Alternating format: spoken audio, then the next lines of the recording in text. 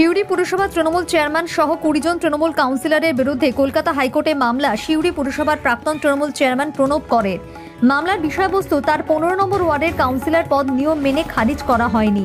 Councillor পদ ফেরত চেয়েই এই মামলা। সিউড়ি পুরসভার চেয়ারম্যান সহ 20 জন তৃণমূল কাউন্সিলর পেল হাইকোর্টের মামলা সংক্রান্ত চিঠি। তাতেই উত্তেজনা ছড়িয়েছে সিউড়ি পুরসভায়।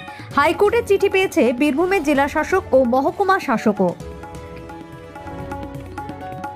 উল্লেখ্য, গত 31শে জুলাই বীরভূমের সিউড়ি পুরসভার তৎকালীন তৃণমূল চেয়ারম্যান প্রণব কর সিউড়ির মহকুমা শাসকের কাছে শারীরিক অসুস্থতার কারণ দেখিয়ে চেয়ারম্যান ও কাউন্সিলর পদ থেকে ইস্তফা দেন। বোর্ড অফ কাউন্সিলরের বৈঠকে তাঁর পদত্যাগপত্র গৃহীত হয়। 10ই আগস্ট সিউড়ি পুরসভার চেয়ারম্যান হিসেবে নাম ঘোষণা হয় সিউড়ির 9 নম্বর ওয়ার্ডের তৃণমূল কাউন্সিলর উজ্জ্বল চট্টোপাধ্যায়ের। তারপরেই 14ই আগস্ট সিউড়ি পুরসভার চেয়ারম্যান হিসেবে শপথ নেন উজ্জ্বল। তারপর থেকে চুপচাপে ছিলেন প্রণব কর। তারপরেই এই মামলার চিঠিতে চাঞ্চল্য ছড়িয়েছে। আমি অনেকবার লিখিত দিয়েছি, এর আগে চেয়ারম্যানকে, বিওসিকে দিয়েছিলাম, এসডিও সাহেবকে দিয়েছিলাম, আমাদের ডিএম সাহেবকে দিয়েছি, ইউডিএমএতে দিয়েছি। তার পরিপ্রেক্ষিতে আমাকে কোনো রেসপন্স করেনি। তারপর আমি আরটিআই করেছিলাম।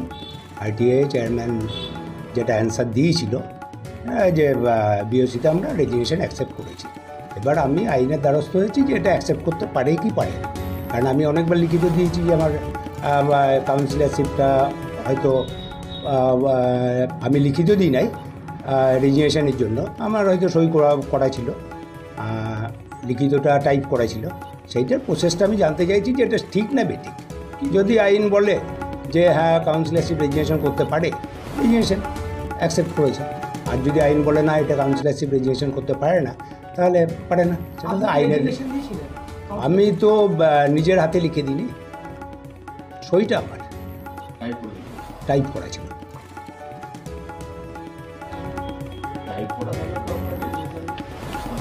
সেটা পারে কিনা এগুলো আমি আইনে, এই কারণেই তো আমি আইনে গেছি যে আইনে সেটা হয় কিনা। যদি আইনে যদি বলে আইনে যে হ্যাঁ এটা আইনে হয়, আইনের দ্বারস্থ হয়েছে, তাহলে ঠিক আছে।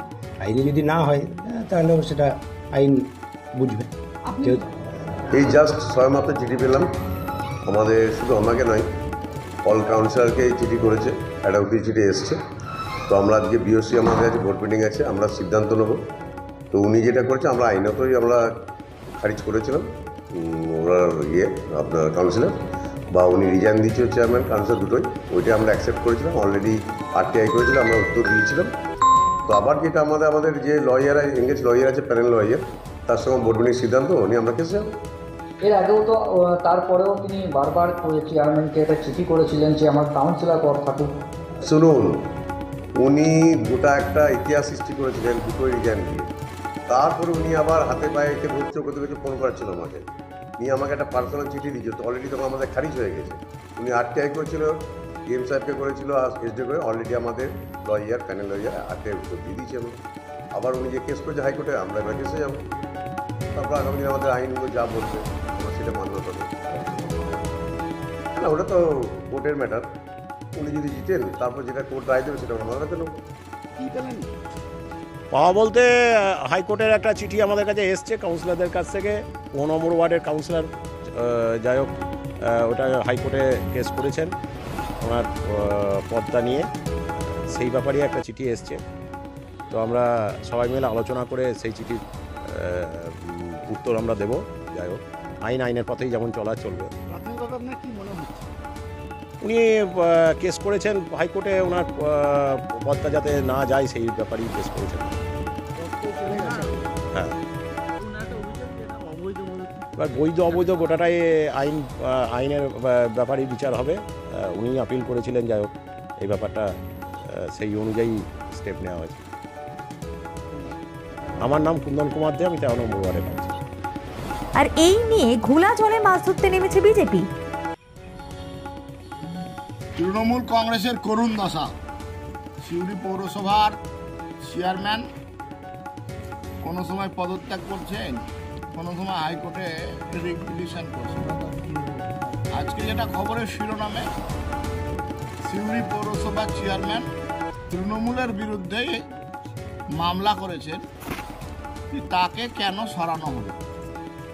তৃণমূল কংগ্রেসের চেয়ারম্যান থেকে প্রণববাবুকে সরিয়েছে, তৃণমূল কংগ্রেস সরিয়েছে, আর তিনি নিজে হাইকোর্টে পিটিশন করছেন। এটা কীরকম জবা খুশি মতন ব্যাপার।